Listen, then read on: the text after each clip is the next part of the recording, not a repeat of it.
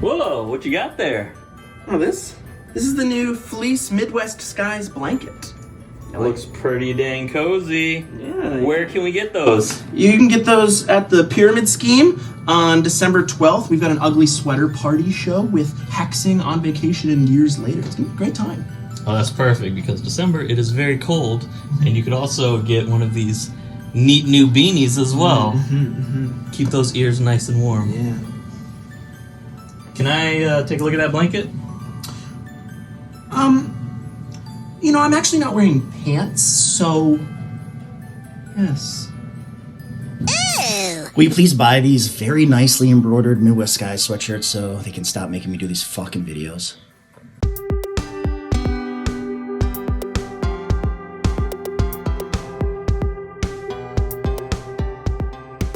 Hello, and welcome to the A.D.H.Deep-Dive, the show that's not about ADHD, but is filled with proof it exists. My name is David J. Mund, and I am joined.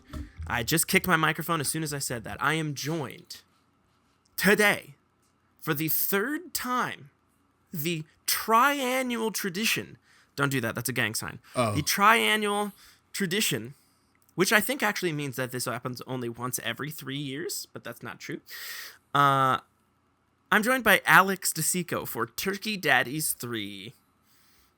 What up, big dog? Stop. You're going to give me... I'm not There like, are many things that we chose... It's number 3. Like... Well, you just put up 6. Yeah, I guess There are many- you're right. Yeah. There are many things that we have chosen not to do on the air because we're like, you can get flagged for that these days. And Alex throws up gang signs at the start.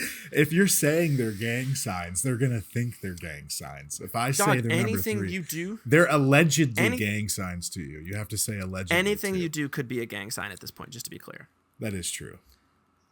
There's some gang out there that goes like, is that a dog whistle, bro? All right, so before we Anyways, get too far... Yeah. I have to do something here, too. 2 seconds. Off the air or on the air? It can be on the air. On the air. Okay, great. Okay. Oh, you're taking a Polaroid. Too bad it's literally the worst angle. Is it gonna work? It ain't gonna work. I don't know. It ain't gonna work. Why is it not working? Okay, Alex is trying to take a Polaroid picture on the air from my webcam angle, which is really unfortunate. Because this is an upshot. Hey, there we go. I just got Men in Black flashed. You could convince me to do anything. Yeah, it wouldn't work because the flash wasn't on apparently. So, well, that was horrible. I was planning that all day. I was like, this will be cool. I'm gonna take a Polaroid, and then I completely faceplant. It is a very sweet memory Great. for you to have Yeah. me on the other side of the world with this upshot of my webcam, which the audience isn't seeing, but you are seeing. It's very unfortunate. You have an upshot of me too. Look, dog, I get upshots of you all the time. Yeah, Anyways, that's right. Turkey Daddies 3 is our annual tradition where Alex joins me for the podcast the week of Thanksgiving, which I think originally was like a fun thing that we're like, hey man, it's almost Thanksgiving. Let's talk about Thanksgiving. And then last year it was like, did you realize that like this is like almost a year ago to the day that we did it? And then we decided in that moment, which is crazy to me that was a year ago. Like it seems it like sort of makes me feel literally uncomfortable. yesterday. Yeah, I talk often with my girlfriend about the fact that as we get older, look, this is such a trope opinion. Like this is not a unique thing to me. But as we get older, days... Let's go with this. When we were younger, days were so short. Because you're having fun, right? And you're like, man, I don't want the fun to be over. But years took forever. Like a year ago was crazy to think about. And as I get older, days are dragging. Like they take so long to get through. But then years are just flying by at like a freaky pace. I heard somebody say when it comes to that, like it's because when you're young, everything is perceived by a percentage of your life. So if you're if you're only 10 years old, then it's going to be really, really short. I mean, that checks out. I understand that. It is just, and then just wild though that like a year being 110%. I agree. Yeah. But now 3 years in, Turkey Daddies 3, And let's get some of the promotions off the bat out front. So Alex has a show coming up. I also have a show coming up. I'll plug mine after. But Alex, tell the people what you got coming up soon. Well, we're playing at the venue. To be clear, this episode comes out Monday, 2 days from now. So Monday the 24th. We're playing at the venue in Cadillac, Michigan, once again, the night before Thanksgiving. Doors will open at 6. Music starts at 7. We have In the Hands of the Ocean. Is it band? Just played with them a few weeks ago. Yep, out of Cadillac. They will be opening up the show. And then the other supporting act will be Live for Tomorrow, LFT, out of Cadillac. And then we will be closing out the show. Headlining, baby. Once Upon a Bison is the name of my band. And that's right. Unfortunately, it will be our guitarist Joel's last time jamming with us. R.I.P. So, yes, he is R.I.P. Joel. Retire in peace, my friend. I'm gonna retire in peace. Yes, I can't be his friend after this either. I told him that I can't. Contractually obligated to only be friends with someone while you are currently in a creative pursuit with them. Exactly. So just is what it is. I don't make the rules. Yeah. Sorry, Joel. Not sorry. Yeah.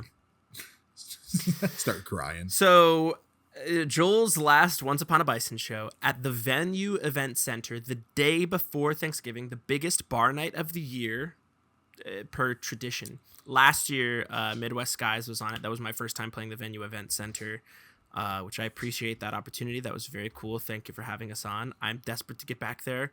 But this year, In the Hands of the Ocean, Live for Tomorrow, Once Upon a Bison at the Venue Event Center the day before Thanksgiving. Biggest bar night of the year. Go out there. Enjoy yourself. Drink responsibly. If you're driving safe, or if you're driving, drive safely. If you're a passenger, be a passenger safely. Yes. And then to get ahead of my shows, December 6th, this is not all we're talking about, but December 6th, we're playing in Bay City with Bring Your Best and Doogie. And then December 12th, we are headlining for my first time ever at the Pyramid Scheme in Grand Rapids for our 3rd annual Ugly Sweater Christmas Party show with Years Later, On Vacation, and Hexing. Wear Your Ugliest Sweater. We got some originals. We got some covers that I think that you'll enjoy. The Ugliest Sweater, I think, is winning some semblance of a prize. December 12th, so 12/12. Tickets are $12. 12/12/12. Easy access. The Pyramid Scheme, December 12th and December 6th. Okay, now, with that, let's move on by saying, Alex, you convinced me, finally, to get a TikTok. Yes. And not only did you convince me to get a TikTok, once upon a time, you convinced me to get a Discord. 2 things that I went, dog, it's not for me. I don't want these things. And you're like, no, but they'll make your professional career better. And I went, I don't think so. And here we are. I've got a TikTok for podcast clips. I've got a Discord that you and I are literally speaking on right now. And so thanks for that. Dude, you're welcome. And without me, where would you be? You know, you would just be TikTok-less and Discord-less. And that is correct. Don't forget I would still only be talking to tens of people bi-weekly on YouTube. I need you to give me my credit, dude. I'll pay out those royalties. Send me some flowers. Well, here's some flowers. I want to know, you and I have talked about this often enough. I have my dog's hair think something in my mouth. I'm sorry. 2 seconds. Delicious. Okay, go ahead. That's fine. I'll vamp here. I have talked to you often enough about how I believe you would be very good at something in particular. And you and I talked about this on the podcast or on our phone call the other day, in that you have considered possibly one day starting your own podcast. What is stopping you from doing that? I think we've said this the last 3 years, so the audience is going to be like, "Wow, you still haven't started a podcast, you bum." Yeah. So I don't know what's stopping me is time, effort, laziness, procrastination, a little bit of imposter syndrome, and there it is. There's that word. Primarily primarily it's just, I think, pure laziness. I don't do it. I focus on writing music and stuff, but I want to. We just talked about it the other day. I need to just do it. And then it's a matter of knowing who to talk to, how to do it. Like you do it by yourself, and that scares the living daylight out of me. Have you ever tried that? I have. Have you ever tried to solo podcast? I did. I have a episode on my computer downstairs, which is absolutely horrible, from a few years ago. And how long did it go? It went all but 12 minutes, and I was like, all right, that's all I can talk about. Dope. I think the first time I ever tried, it was before I think I had introduced the video version.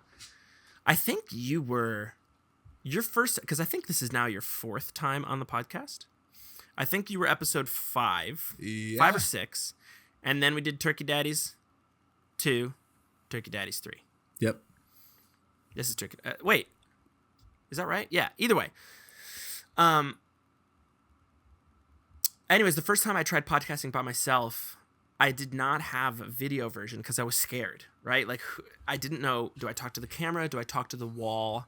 We know that this is the show that's not about ADHD, but is filled with proof it exists. So I knew I was going to get into everything and nothing all at the same time while, like, spiraling with fear. And so I addressed the fact that in the podcast, for most of the podcast, I have my eyes closed just so I can focus. So I'm like, I just want to remain focused. I don't have to talk about anything in particular. I just want to be direct and talk as though there is an audience listening. And I think that's where the spark kind of came. Like, I could do this solo as long as I don't give myself barriers.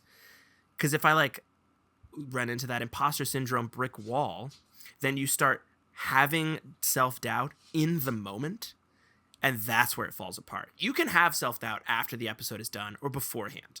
Because when you listen back, you can be like, I sucked, whatever, blah, blah, blah. Or like, I'm gonna suck, so whatever. But if you have it in the moment, it stops you dead in your tracks, and it's scary. Because you got to keep vamping, right? You have to keep talking. What were some of the things that you talked about? Dude, I can't even remember. I remember, like, I'd have to listen back. A part of it's like, hi, I'm Alex. I like to play music. It was almost like I was, like, introducing myself on a dating show, I felt like, for 12 minutes. I was like, I don't know what to talk about. And then, yeah. I will take the Ginger Bachelor. Yeah.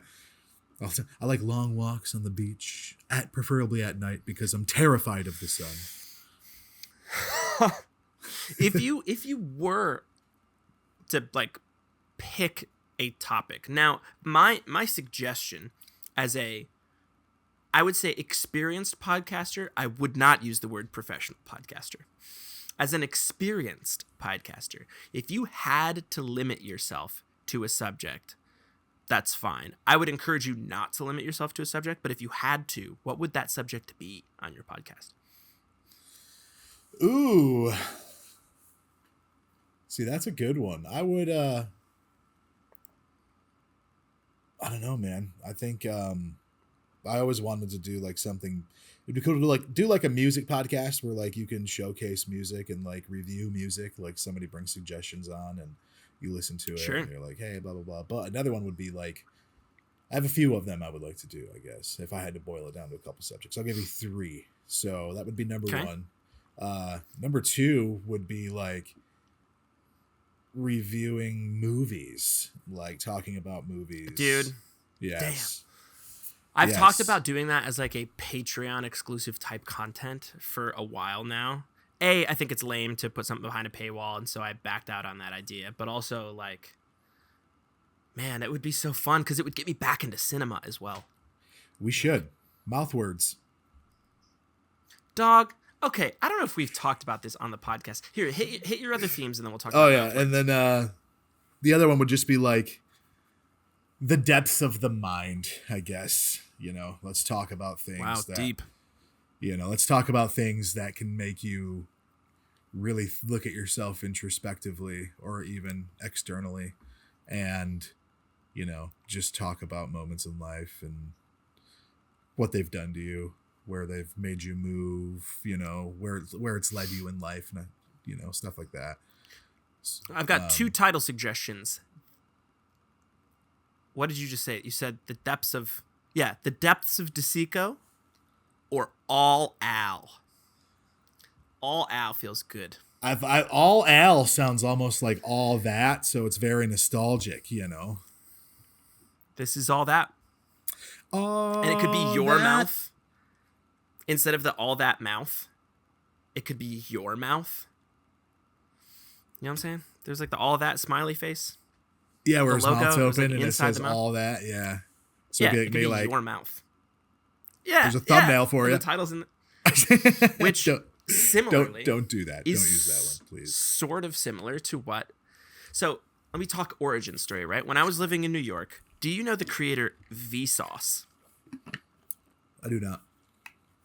He's a creator. His name is Michael. He's kind of an OG guy on YouTube. He is like an informative podcast. He's like a science educator, but like in kind of like a weird. He's like a YouTube Bill Nye, right? With like modern, obviously with the YouTube of it all, but like modern. And he would say, hey, Vsauce, Michael here. Have you ever thought about blah, blah, blah? And he would break down a topic for like 15 to 20 minutes. And when I was in New York, I was like, I need to start making some video content. I really like that format. I think I have the ability. Podcasting hadn't quite blown up yet. Obviously, there was your Joe Rogans, your Bill Burrs, your big names, but like it hadn't gone mainstream. It was very niche. And so podcasting wasn't really a thing for me at the time. But YouTube video creation was. And so what I would do very early into deep dive interest is I would pick a topic and I would break it down via YouTube video. And so my first topic was, who holds the record for the most records? So it's like, there's the tallest man in the world. There's the largest man in the world. There's the fastest man in the world. There's the most amount of, but who holds the record for the most records? And so I went one by one, like talking about some really cool records that I was like interested in. And then, now this is my report, speech class vibes. Then you get to your main thing and then you say so. So we talked about this. We talked about this. And then we talked about this. Thank you for joining. My name is David. This is Mouth Words. And that was where I like put the cap on the end of the videos. None of them ever went public because I felt very cringe. I was filming them after hours at the escape room I worked at. So I was like not really supposed to be doing that. Clearly all their branding was in the background. But then I moved back. Oh shoot, I've got my timelines wrong. This is after. So that all happened after you and I. You know what? Damn, I was going to say that was the origin. That was the end of the line. Once upon a time, sorry, again, to address the audience, the show that's not about ADHD, but is filled with proof it exists. Very clear here. I'm also a good amount of bourbon in at this point. So I sat down in a basement with Alex DiCicco and Charlie Thompson of Once Upon a Bison. And I said, hey, boys, you guys want to just talk, make a video or something like that? And at the time, nobody wanted to be on video for whatever reason. It was just in that day, you guys were like, I don't know, maybe we just talk. I don't think we had the means to do video because we recorded. That is possible. We recorded on. It was 2016. On a laptop, I think, and that was it for microphones, right? We didn't all each have our own mic. I think it was just a laptop. Yeah, we were set a laptop on a coffee table. Yeah, we were hovered around. And the audio's garbage. Closely. Yes. So the first, I guess this is, I had the story completely backwards until I realized that. The first time I ever podcasted was with you guys in the basement at Charlie's place, and we called it Mouth Words. Mm-hmm. All I remember is I for one of the episodes, and these still exist on SoundCloud, and maybe I regret saying this because they're publicly searchable now, and there's no way I can take them down. I don't know what we said. This is a decade ago, which again is crazy to me that was 10 years ago. All I remember is the story I told you about Neil deGrasse Tyson's story about how apes are only 2% different in their DNA structure from humans. And if we think about creatures that are 2% more advanced than us in the same amount more advanced that we are than apes in the opposite direction, we would be fucked as a species. And I think I got the inkling of like, ooh, we were pretty good at that. It was like, really we could good. just talk uninterrupted. It was probably garbage. I do again want to reiterate that it was probably bad, but we had fun and it felt like something attainable. And we were stoned. And I think in that moment, I remember being really stoned. Oh, definitely. Yeah. Yeah, those were in my peak weed smoking days, which I guess I put this up as a bullet point. 15, let's see, I'm 31 now. I started smoking when I was like 13, 12, I think. So almost 20 years later, I think I'm off weed. The last time I smoked was in December of last year. You haven't smoked at all since then? Nothing. What? I know, it's kind of crazy. My shirt says pothead on it, so sure does.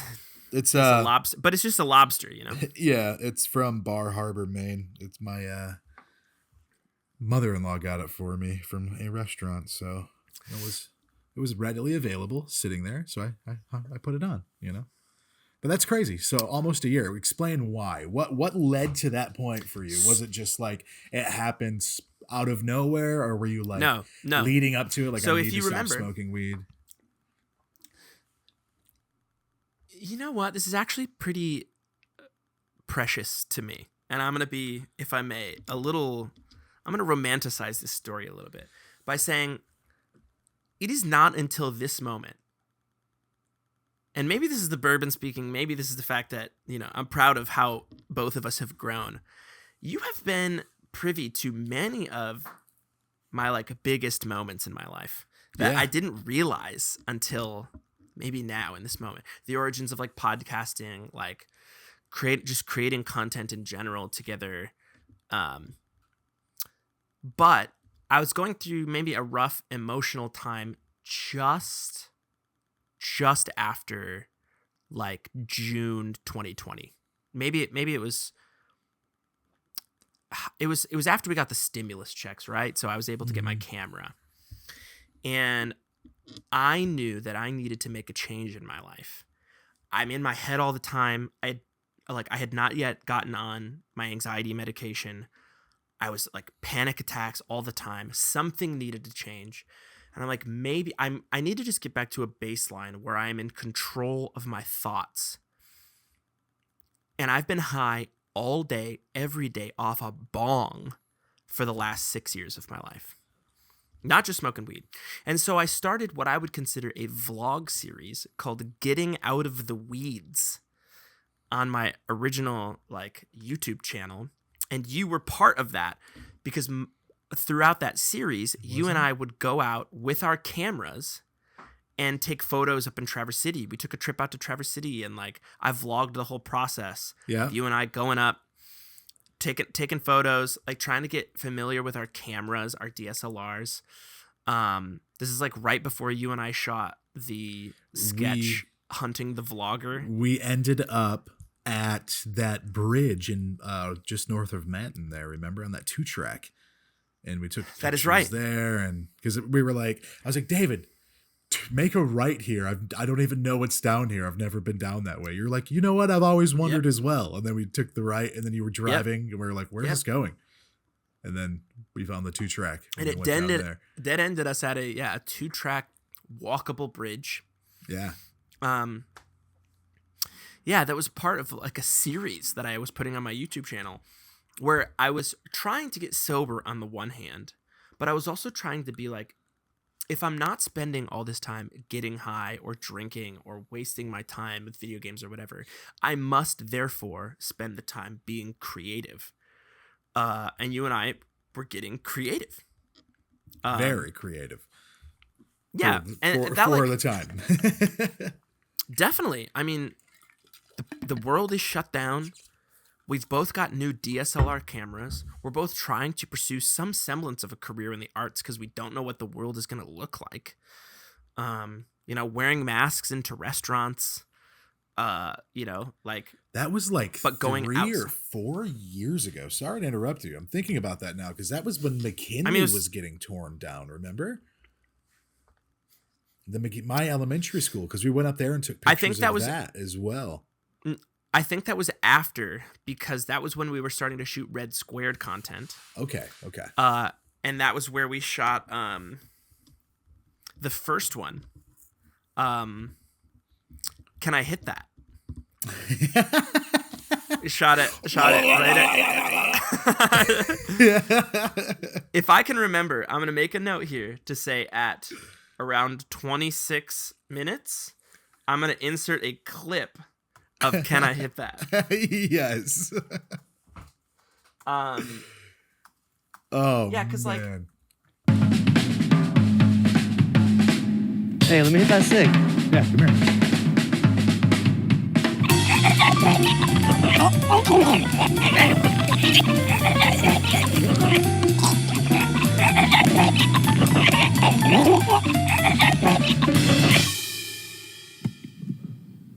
Thanks, man.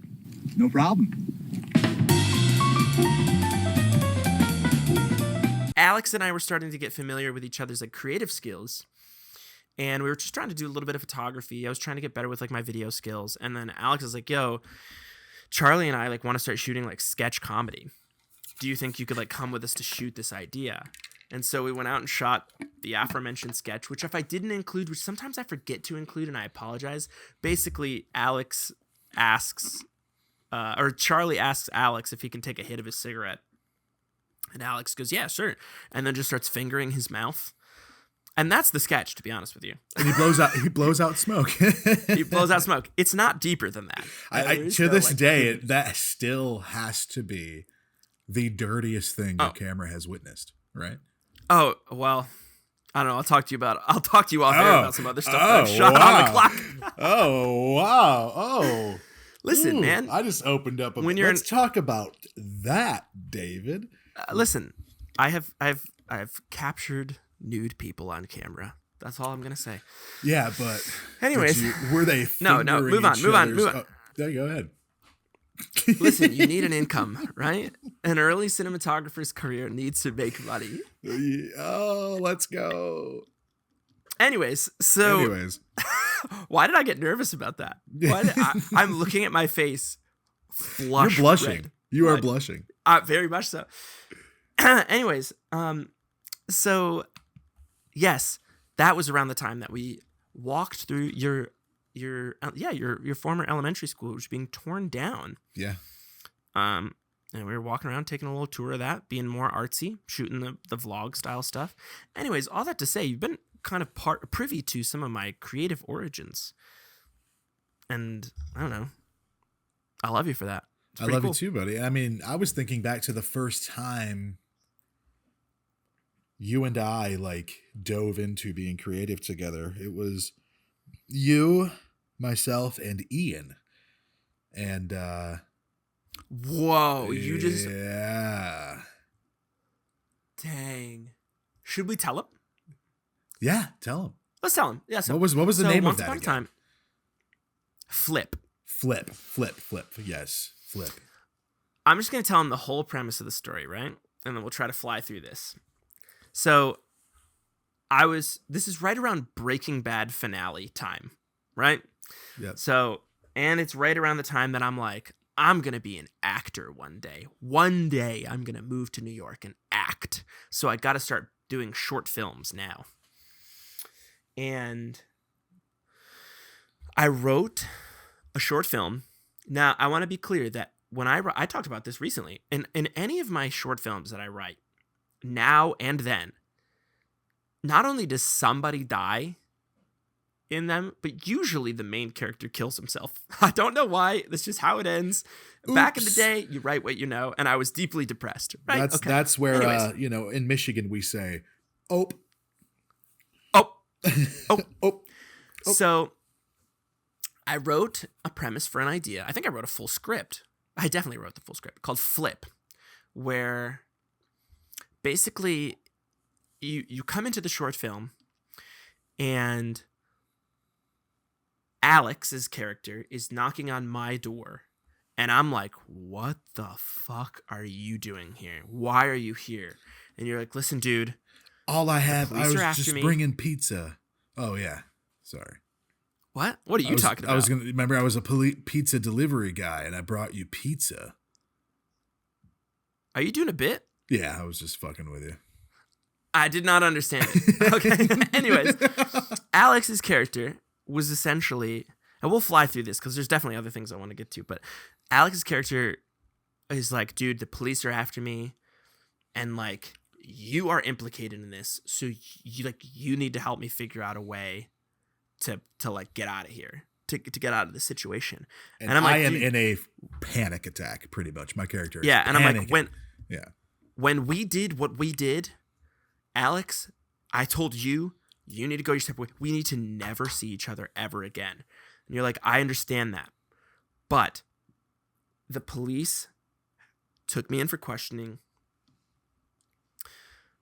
And I flipped on you, man. I sold you out because I need to save my own ass. And I'm just trying to get ahead of the story to tell you personally, as your friend, you got to run. Like, you need to leave.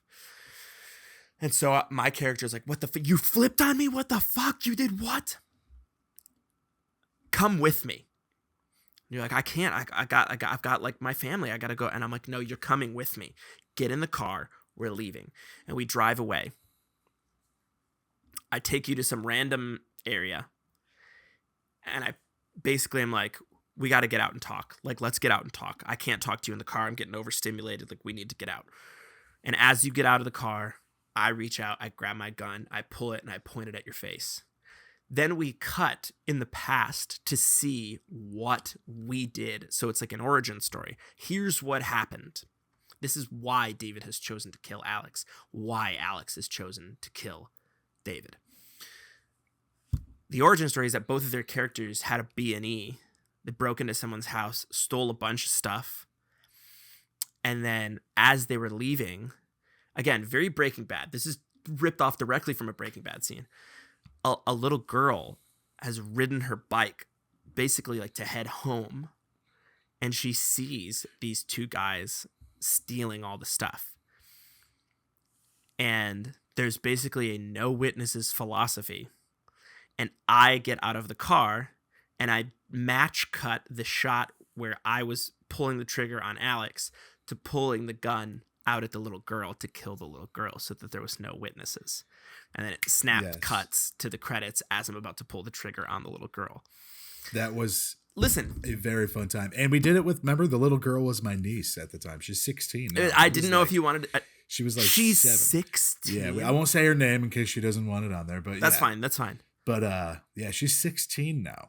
And to be clear, we never pointed the gun at her. She never saw the gun. We did all of the gun stuff where she didn't see it. So we have to put that out there. That is insane. Remember, we just got a video of her just looking. Remember, she was on her bike just looking over at you. Sure. And we did the gun stuff after. That is crazy that she's 16 now. That blows my mind. She was just a little girl in the film. Yeah, she's 16 now and has a job and all this stuff. Yeah. We shot it with the original DJI Osmo. The like steady cam, single cam. Was not great in low light. It looks worse than bad lighting iPhones now. The audio was terrible. The premise was a little extreme in that, like, would I really pull my gun out and shoot a little girl for me stealing like golf clubs from somebody's house, like, or for seeing me stealing golf clubs or whatever? Not. Yeah, I think you would.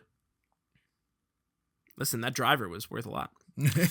Anyways, but it really was a spark into, like, if we try something, we can do this. It was very cool. And then literally the first thing I shot when I bought my DSLR was that scene of you dragging me.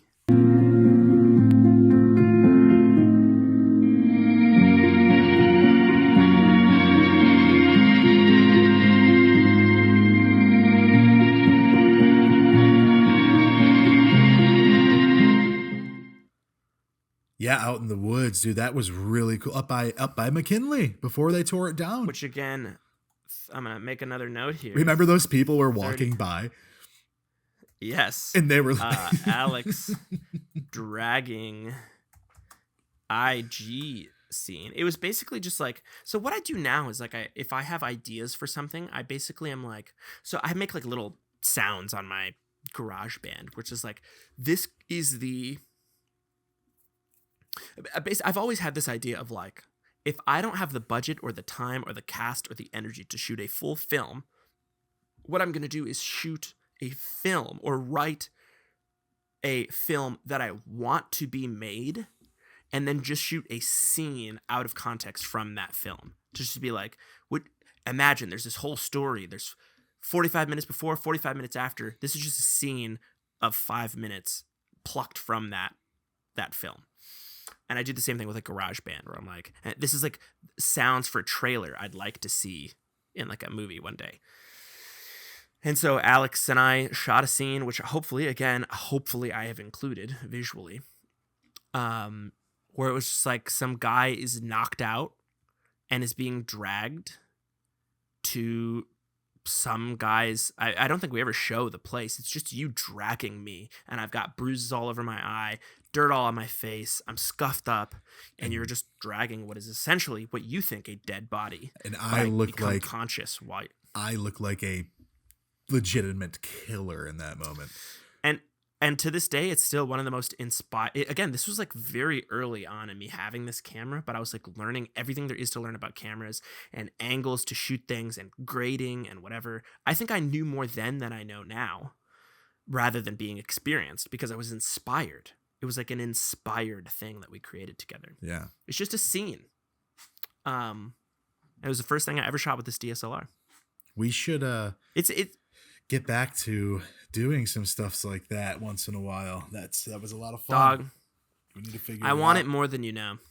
The amount of times that Emily and I talk about like how badly we want to like make something together, like just a short film or a sketch or whatever.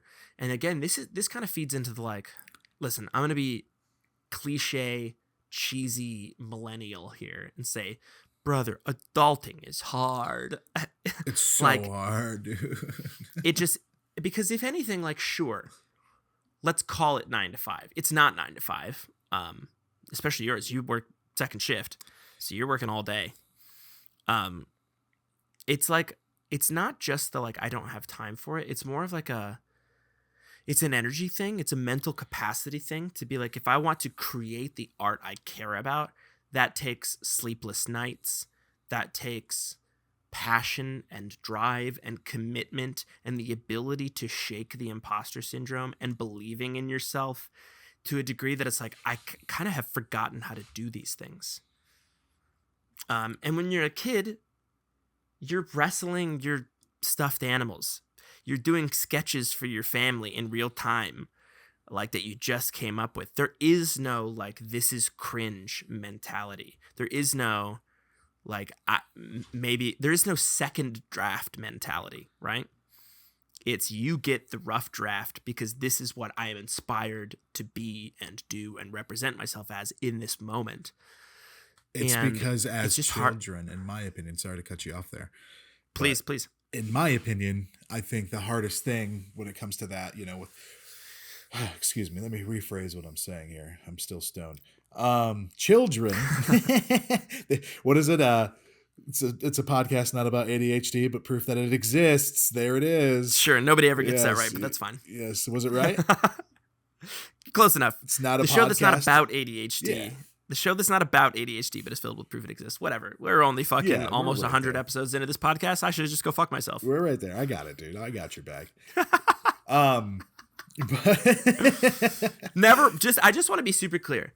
On the air, anytime anyone has ever tried that, no one has ever gotten that right. Yeah, you usually throw it at me. You have before, like, hey, you want to do it? go ahead. I'm like, Go ahead. fuck. Go ahead. Anyways, children, I feel like they didn't, as a child, you don't have the awareness to, or the give a fuck, I feel like, to understand judgment in that moment. like where you're so creatively free because you're a child. You don't have those emotions of imposter syndrome, and those things that can really slow your progress as we do as adults. Because I feel like that's learned behavior.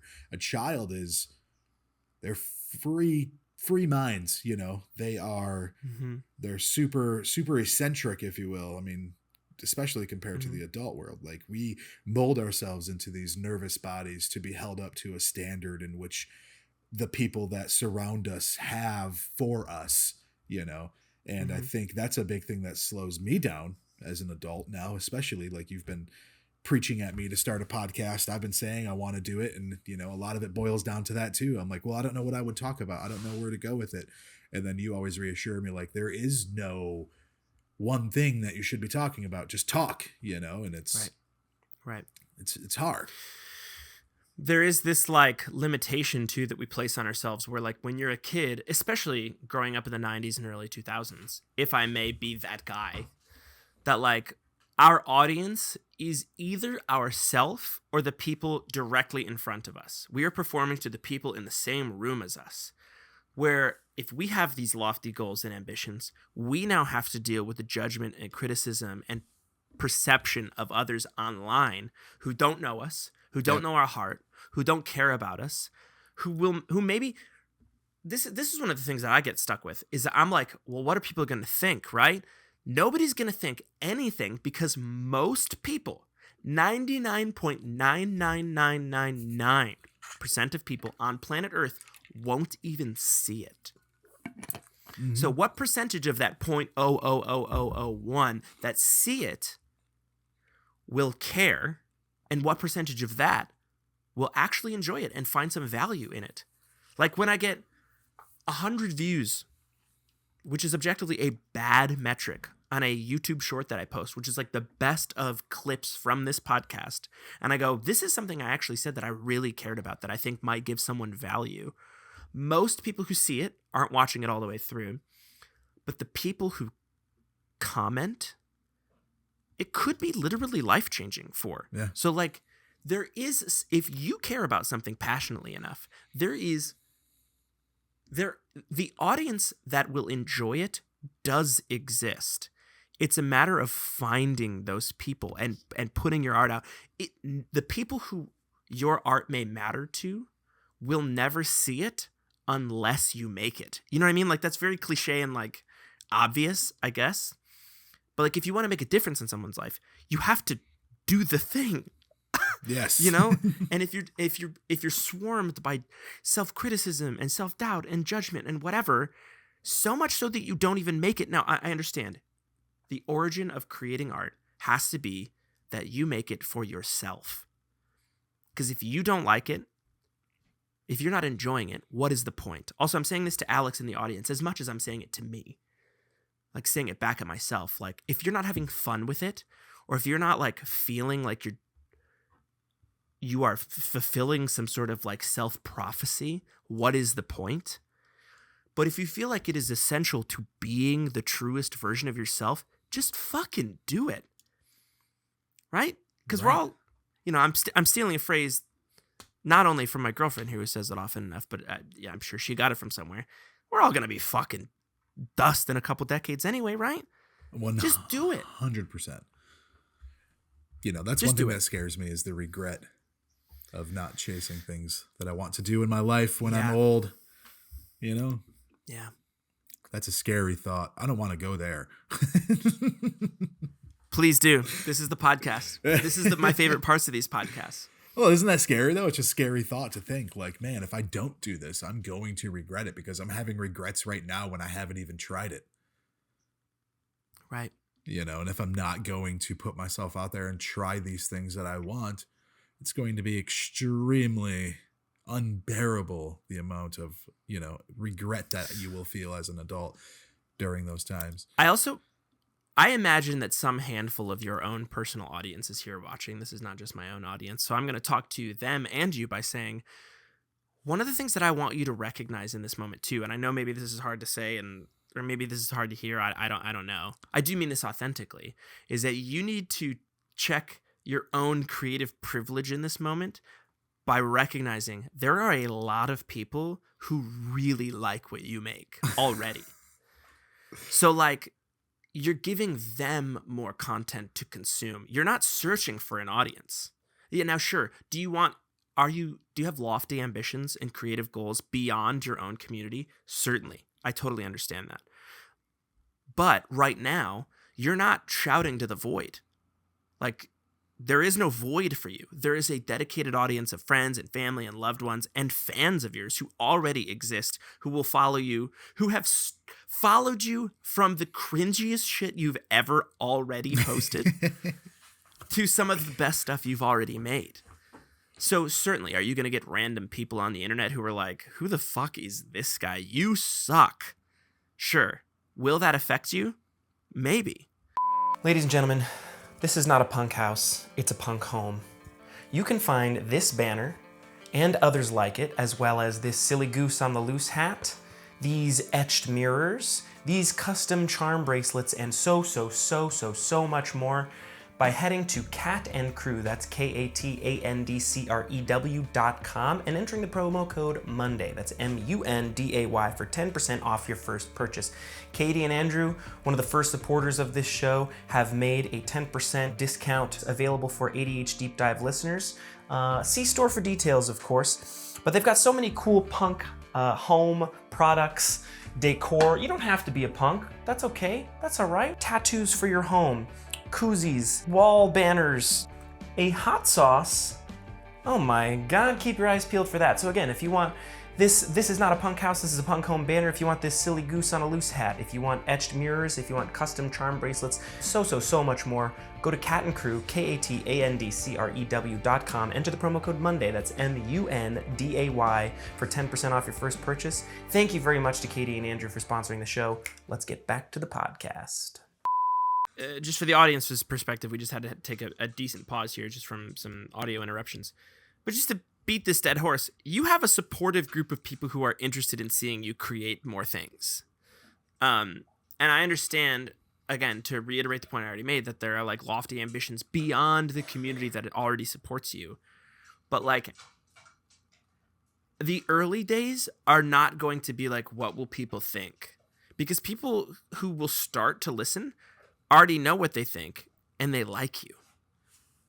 So like, use that audience as a launch pad into further ambitions. You see, and that, I appreciate you saying that, but we've talked about it already. That's that. I get it. That stuff's, you know. It's imposter syndrome. I understand. Yeah. I love to create. I do. It's fun. And, you know, that's the hardest thing, is just knowing or thinking and believing that your art is good enough to where you want people to give people the opportunity to appreciate it, you know? Right. And well, and we've talked about the taste gap before, right? If not, to reiterate, maybe. Taste gap is this thing where it's like, I have really good taste, and I know that because I see good media, and I'm like, damn, that is beautiful. That is like very cinematic. The audio is great. The concept is precious. Like it's a cool thing that I'm watching. I can't make that. And so my taste exceeds my abilities. The taste gap is the space in between the things I want to create and the things that I'm currently creating. And when you judge yourself to that higher standard, it's really hard to put out the stuff now because you're like, it's not as good as it could. It's not as good as it could ever be. But right now, it is good as it can be. So you may as well make the best thing you can make now, because that's literally that is in your control. Yeah. Is making the stuff now so that you can continue to be better. And if you don't do that first podcast episode, if you don't do that first solo album, if you don't do that first whatever, then the next one not only won't be better, but it won't exist. Where would you like to see a guy like me? In my bed. What am I, a fortune cookie?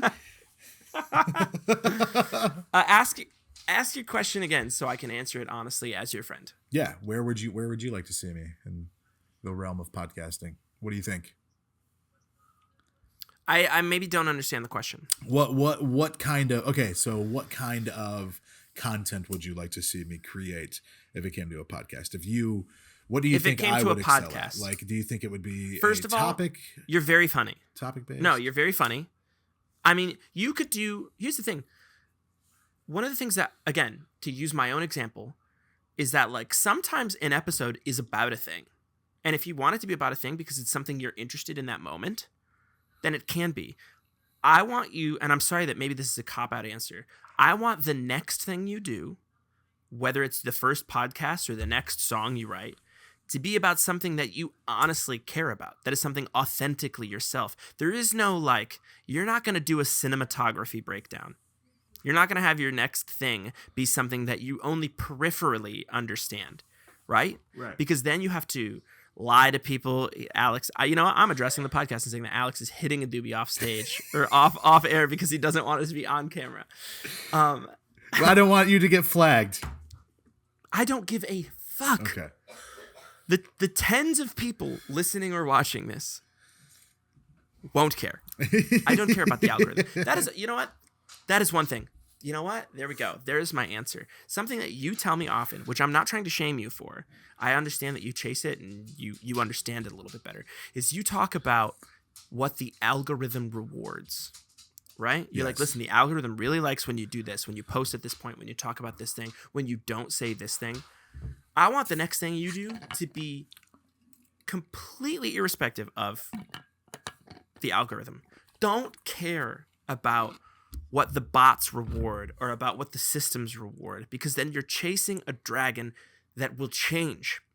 Whereas if you are consistent, you remain consistent to your beliefs and your ambitions and your passions, that it's going to be the best stuff you can ever create because you're being authentically yourself. That's true. So if it's your podcast, again, or your album, it's just talking about like, dude, I don't care if you talk about the sandwich you ate before we started this podcast.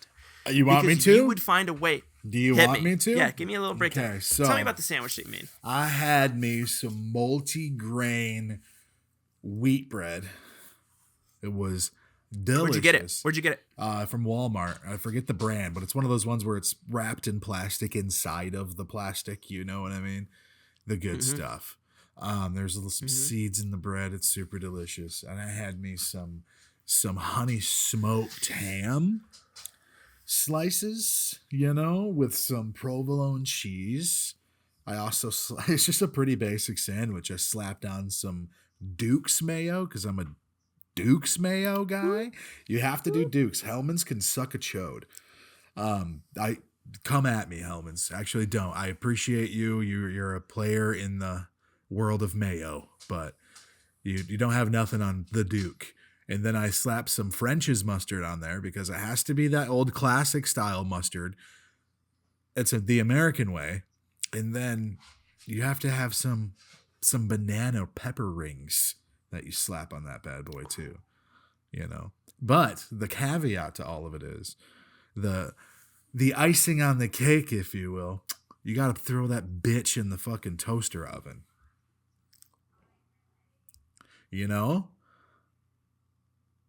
I just want you to know that what I tried to do then was remain silent so that you could feel what it's like to do that as a podcast. Because I want you to know, on the other end, there will be some people when they hear your Hellman's take or your mustard take or the plastic within the plastic thing, they're going to be like, yes, queen, go off. I'm telling you, yes. Dude. And it was deli honey smoked ham. None of that bullshit Oscar Mayer or fucking Salted Farm, Frosta Farm, Saltland, whatever the fuck it's called. We're talking primo. I don't know what you're talking about. Cut off the ham.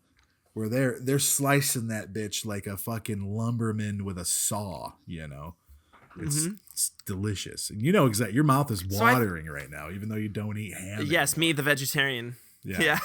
But take the ham away, that's a good sandwich. It's a great sandwich. Dude, the amount of times I make a sandwich that is just cheese, pickle, and mayonnaise, good shit. See, anyways, you can fuck off with that pickle shit, so go ahead. Now you're being ridiculous and I'm not listening to this podcast. See, you said something contentious and I unsubscribed. But you have the ability to talk unfettered about a thing you're thinking about. You've got the ability to do it. All that exists as a barrier to your next thing is your own judgment of whether or not you sound ridiculous. Hey, I guess you're And let right. me be clear. If you sound ridiculous, who gives a fuck? Who cares? You're right. I also say to myself, who gives a fuck? Just make the thing. Because what I care about not having chased the dream I wanted to accomplish since over a decade ago when we talked about maybe podcasting, or would I rather be in my 80s going, I wish I wouldn't have judged myself for that sandwich thing I said that one time on that one episode. Like, that was cringe. Okay. So Just do it. if I make a podcast episode, the first one, I'm going to try to shoot for 30 minutes for a pilot. 25 Great. to 30 That's minutes. totally 15 attainable. minutes, let's say. Great. I'm going to edit it down. Set no boundaries. I'm going to send it to you for your approval. Great. And don't just Great. tell me yes. I need authentic David Mund the critic. I need you to put on your best judgment hat and be like, this is doable. And if you think it sucks, tell me to do it again. If you're like, that was boring and Okay. stupid, you sounded dumb. Okay. Let me know. Okay. Have you heard my first episode where I was solo? Yes. And if not, that's fine. Okay. Yes. Yeah, I would say if not, you no sent big it deal. to me when you first released it. Oh, that makes sense. Yeah. Either way, I'm just saying, the bar is not going to be that high, brother. I'm going to like it because I'm going to hear you chasing your dreams, and that's going to excite me. See, you can fuck off with that then. I won't send it to you. I'll send it to my I'm father. sorry. I'll send I'm it to sorry. my father-in-law. He will let me know. Yeah. Careful, because that you could run into a brick wall of, oh man, the first person I sent it to thought I sucked. I'm done. Yeah, that's true. Yeah, you got to be careful of that. Okay, listen. I love you. I want you to do the things that you care about. We're going to move on because I've been trying to keep these episodes to an hour and hour and a half. And we've technically on my camera been recording for an hour, but we had a decent enough amount of pauses. I want to ask you a very strange, obscure question. Last night, you saw Shaggy 2 Dope. Oh, whoop, whoop, whoop, whoop. Yes, sir. You want to talk about that? Yeah, You want hold to on. Explain who that is. Hold on to one begin with? second. Hold on. Don't you stop. This isn't a stop moment. Okay, I'm still recording. I'm going to vamp here. I'm just going to talk and say that Alex went to a concert last night at the Venue Event Center in Cadillac and saw Shaggy 2 Dope, one of the members of the Insane Clown Posse.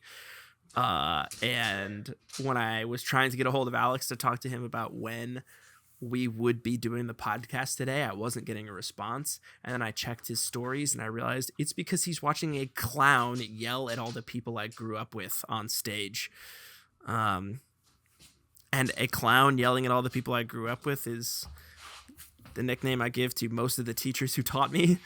Oh God, Alex, no, no. Whoop, whoop. For the audio listeners, Alex is wearing an Insane Clown Posse Shaggy 2 Dope t-shirt. It's a jersey. And thank you for listening to the podcast. The show's not about ADHD, just filled proof. Yeah, dude. Okay, so let's go way back. Were you a fan of the Insane Clown Posse, or was this just Brother. funny because it's somebody coming to your hometown? I'll say it with pride. Hell yeah, dude. ICP. I loved ICP when I was a kid. Who didn't? Yeah, listen, What is a juggalo, dude? Hello, all those juggalos and juggalettes. Listen, I'm gonna say that I'm gonna reserve judgment here because all I know about Insane Clown Posse, not only could I not name one single Insane Clown Posse song, I didn't even know that one of them was named Shaggy 2 Dope. Yeah. All I know is that they're pretty contentious, and you either really like them or you are like, these guys are terrorists. And so tell me a little bit about your experience last night. Dude, it was great. I talked to a bunch of juggalos, and the merch guy was a really cool dude too. He was a juggalo, obviously. He hooked me up with a jersey. They run really small, so it took me a minute to find one because I'm a 3X dude. Normally. I didn't know they had solo careers. Yeah, dude, they do. Yeah, they're awesome. I mean, let's go back and listen to them. I mean, obviously, yeah, there's some cringe there from some people, but they hold a good spot in my heart, dude. I was a kid. I was screaming the lyrics to Toy Box in like 5th grade. Like, yeah, it was awesome. Toy Box is a song I that just want you to Shaggy know- 2 Dope does. Who is this? That he when he Anytime raps. I look up, I'm talking to you specifically, Alex, because right now I'm looking. I have my camera set above my laptop, so I'm looking directly at you. Anytime I look up and away from you, I'm having my own Jim from The Office moment, just having a moment with the audience to bask in what we're experiencing together. Dude, I'm telling you, man. I mean, what was I saying? Yeah. Well, here's the thing. Well, go ahead, please. I was, but yeah, no. I mean, ICP. I was young. They're from Michigan. I mean, everybody listens. Oh, I to didn't them. know that. You know, yeah, they're from Detroit. See, you're a little bit younger than me. I'm 34 years old. So like, Oh my God, know? I am less than a full 3 years younger than you. yeah, but that matters. I Go feel like. fuck yourself. I feel like that matters. I guess technically I would be a little less than 4 years younger than you, but Yeah. whatever. No, go ahead. dude. I mean, sure, maybe it matters, but 3 years. Anyways, one of the cool things that I will acknowledge, even I'm gonna shut down this this bit. Any, I will give credit to shout out the Venue Event Center, because growing up as small town kids, Lake City and Cadillac, we didn't have venues for people to come to. We had to go to Grand Rapids or Detroit or maybe one of the smaller rooms in like Traverse City if we want to see like any type of like theater performance or something like that. But the Venue Event Center is kind of bringing in some of the nostalgia of like our childhood. So for you, sure, Insane Clown Posse. And listen, none of the people I'm about to list right now are people I am particularly interested in, but it's kind of nuts that they're like household names when you're a kid. Yeah. Shaggy 2 Dope, Soulja Boy, Chris Jericho. Like, these are people that were like, how did they... Don't get me going on wrestlers now. I won't. I actually am going to beg that you don't. Oh, listen. But I'm just saying... It is nuts that all of a sudden in our hometown there exists this little pocket where we can actually like, go and experience real music that we just heard on the radio or grew up with or had some sort of nostalgic attachment to down the road. Yep. Like, and you don't have to drive to Grand Rapids. You don't have to get a hotel. You don't got to go to Detroit. You don't got to get a driver. I mean, maybe you should get a driver because I know a lot of you are driving drunk from the venue. This is not on the venue. This is on you as an individual.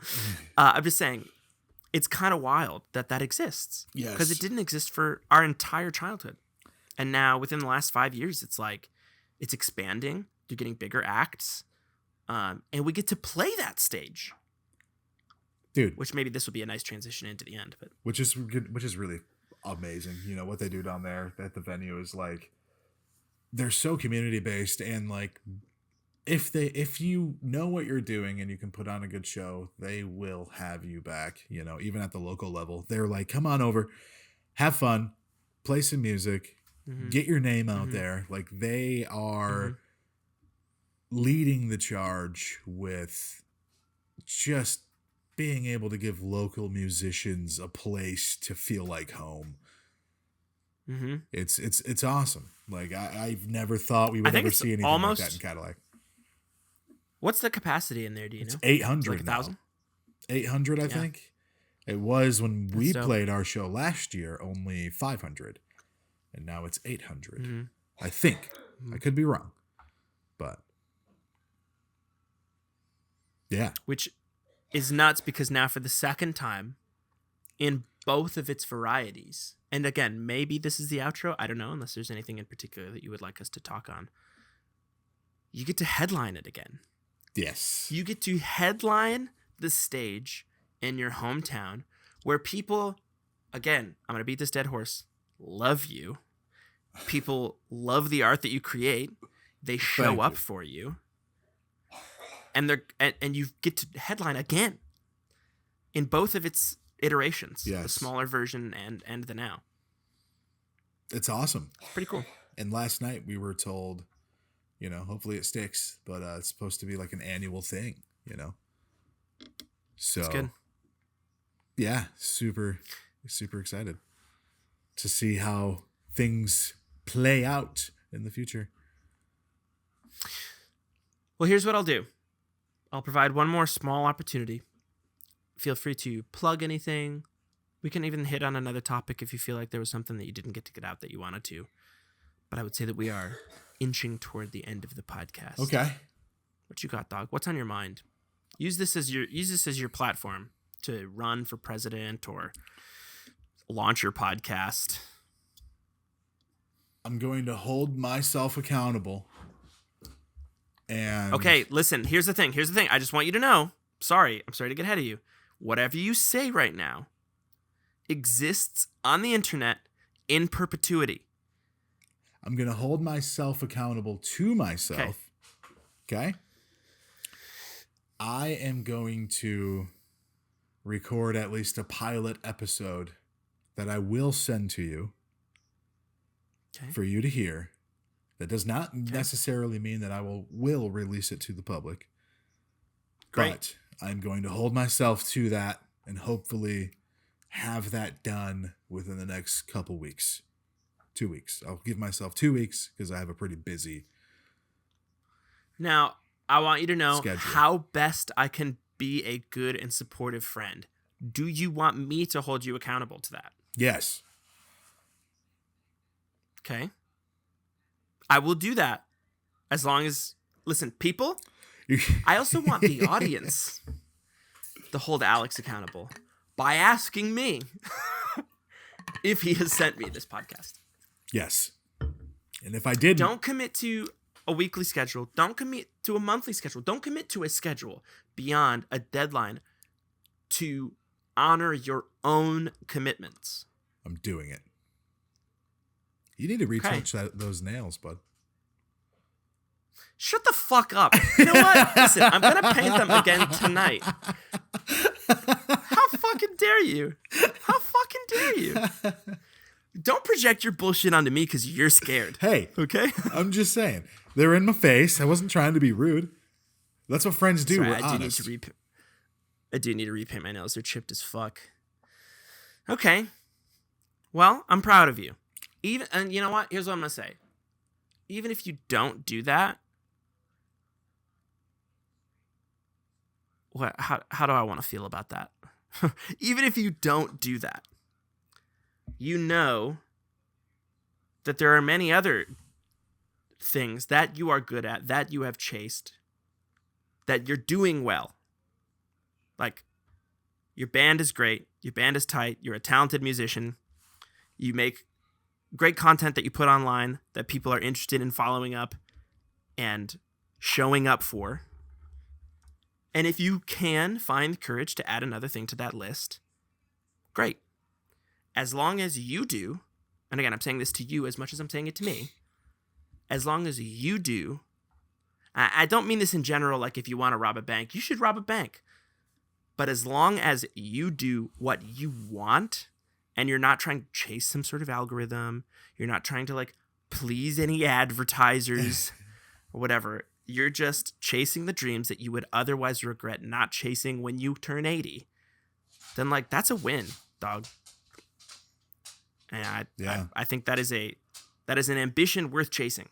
So before we go, we have to Please. touch on something for yourself here. What episode is this? Give me just a moment and I can find out.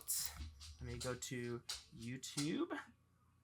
I'm gonna say like 95 or something like this. Oh, are you gonna say what you you are inching your way towards? Fuck. I have this as a note. Yes, episode 100, the century mark, 100. if you will.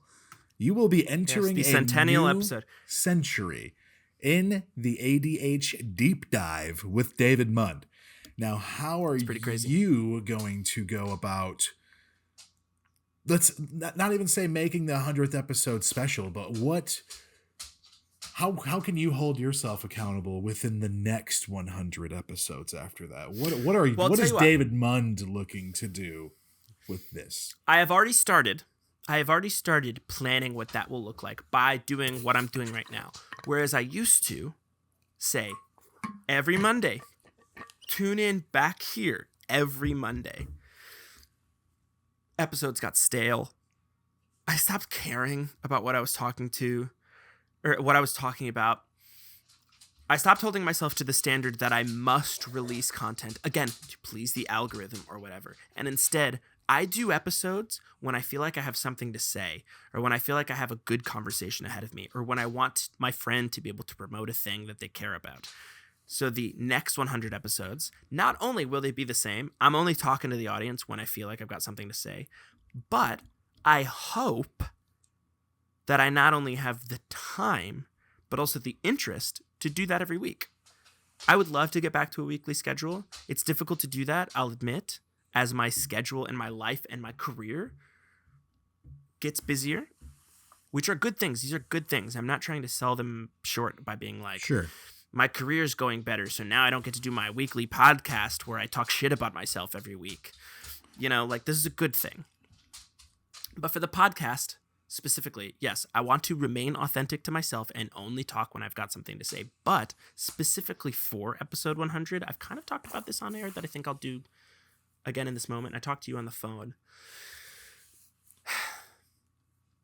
I may be backpedaling on a lot of things that I've already said, where it's like, don't please the algorithm and don't care about what other people think. Just do what you think is great. But I think there's a way to do both, in that I would like it to have a guest that people are impressed by, if that makes any sense. And I don't mean like, Leonardo DiCaprio joins the podcast this week or whatever. Sure, in the future, Leonardo it would be very cool to da have an Vinci audience. is joining the podcast this week. Yes, I've reanimated him from the dead to join the podcast. He's like, what am I doing? What the fuck is this show even about? You say it's ADHD? What is that? What is that? He definitely had ADHD. He was a master. Yeah, of probably. all He trades. didn't know what the fuck it was, though. It could even be what is considered, in the grand scheme of things, in the 99.999% of all humanity on Earth, to be a nobody. It's fine. I just want to have a meaningful conversation with someone who's never been on the podcast before, who has some semblance of an expertise in, like, self-help, ADHD, imposter syndrome, just someone who's very self-aware, who, lectures on this kind of thing, or like, for people who aren't familiar, maybe I've already said this, there's this like psychologist, speaker, writer named Gabor Mate, who talks a lot about like childhood trauma and whatever. I feel like mental health is a really dumb word to use because it's much more than that. But for the layman's term, mental health, basically I want episode 100 to be an episode that means something to someone. That is what I want the art I create in the future to be. I just want to make something that means something to someone. Because we've got those favorite movies or those favorite albums that I feel like we grew up with that like changed us and formed who we would inevitably, or be, whatever, for lack of better phrases. Again, just shaped us and formed us into the people that we are now. I'm not necessarily looking to make one podcast episode that changes somebody's life. But like, it does feel cosmic when you're driving down the road, having a really bad day, and the Spotify DJ hits you with a song that you're like, damn, I really needed to hear this right now. Like A Day to Remember Second sucks, You're like, bro, like. Sure, different vibe, but sure. Or I just want episode 100 Toy to be Box by ICP. Whoop whoop. Yeah. Okay. Well, we'll beat that dead horse later. Quit whooping. I'm trying to make a point, Sorry. you motherfucker. You're right. No, I'm just kidding. Yeah, I just want episode 100 to be something that someone can hear at the right time. You know what I mean? And if that's all that I can do in this moment, someone can feel. Sure. And if that's all I can do to like set up what the next 100 episodes will be, great. Dude, I'm excited. I just want to mean something to someone, man. I want to see what you can do. We need to do this again too. Yeah, it doesn't just need to be Definitely. Turkey Daddies, you know? Yeah, we need to do this again. And It's great that it's an annual tradition. 100%. It needs to be an annual tradition. If it's not, then I'm not going to be your friend anymore. Again, I just had another gym moment with the audience. Okay. Let's get you out of here. One more time. Tell me everything there is to know about this show. November 26th, Cadillac, Michigan. The venue, located on 13th Street. Couldn't tell you the address number, but you can't miss it. The Venue Event Center. Yes. It will be In the Hands of the Ocean, Live for Tomorrow, and my band, Once Upon a Bison. Bring your dancing shoes. Bring some Duke's Mayo and banana pepper rings, because this shit is going to be tasty. See, this is again, first of all, that was a dope line. But also, Thank you. this is again why I think you'd be good at podcasting, not just for the bits, but for the callbacks. That's how you go, and this is my presentation. That's how you close it out. What did I do the other day? Hold on, I gotta order some cheeseburgers. Dog, okay, I will just say that very quickly, because my girlfriend and I have been laughing about that since it happened. I was having an emotional, passionate call with Alex. We talked about some heavy stuff that means a lot to us, stuff that was pretty emotional. And, you know, it was kind of somber. And then Alex just goes, "Hang on one second, I'm ordering some cheeseburgers." And then I was like, "Oh, haha," like laughed, like thinking he was doing a bit. And then I heard you like say something because I was like laughing. And then it gets really quiet. And then on the other end of the line, I hear, "Is that going to be all? Can I get you anything else?" I'm like, "Oh shit, he's actually in a drive-thru right now." Oh, it was funny. You were like, you have such a way of just like adding stuff in there to like change the vibe of a situation. And then you're like, oh, Dude, wait, this is real. It literally was a 180. Like, I did not know you were serious. It was so ludicrous that I was like, this is a bit that is like, I just don't understand in this moment. It's a little high concept, but I'll get there. Oh no, he's really in the drive-thru. Anyway, so November 26th, the Venue Event Center in Cadillac, Michigan on 13th Street, In the Hands of the Ocean, Live for Tomorrow, Once Upon a Bison. It's the biggest bar night of the year, the night before Thanksgiving. And then if you feel so inclined, ladies and gentlemen, I beg you, I implore you, I'm pleading with you, please come to the Pyramid Scheme on December 12th for our third annual Ugly Sweater Party. Hexing on vacation years later, Midwest skies. This is like one of the biggest opportunities of my music career so far, to be able to headline the Pyramid Scheme for a show that we put on. It's the third annual Ugly Sweater Party, but our first time doing it at the Pyramid Scheme. We were playing it at a much smaller venue before. And look, am I looking to sell this thing out? Obviously that would be cool. Is that going to happen? I'm not even going to put that juju out into the air, because let's just stick with that would be cool. Would not match my expectations. It would exceed them, and that would be even cooler. But December 12th, 12/12, for $12, you can see 4 great bands. It's going to be a party. There's no obligation to mosh. We're not that kind of group, right? Just come, enjoy some music, wear your ugliest sweater, win some swag. If you want, not only for Alex's show, but for our show as well, the best way you can support local music is not only by attending, but buy some merch, like That's word of mouth. Let me rephrase what you're saying there. It's not one of the best ways. It is probably the best way. It is the best way to support. Yeah. It turns your chest into a billboard. You know, people ask, what is that? And you say, oh, it's this, it's blah, blah, blah. But also it funds some of the band's recording, some of their overall expenses. Listen, I'm not saying anything about any particular, no, the ICP does not need more plug. Oh, sorry. I'm not saying anything about venues in particular, but we have both played plenty of venues where you get absolutely fucked on pay. And it feels unfair, and it feels manipulative on the promoter or booker's part.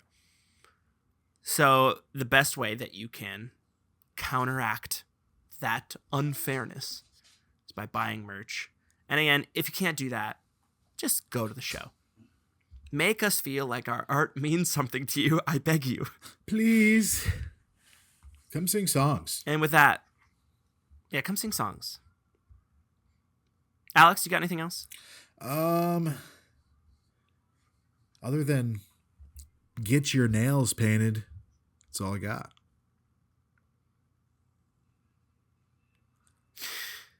Okay. Thank you for joining the ADH Deep Dive, the show that's not about ADHD, but is filled with proof it exists. Alex, hang out on the line. My name is David J. Mund. This has been Alex DiCicco. I love you. See ya.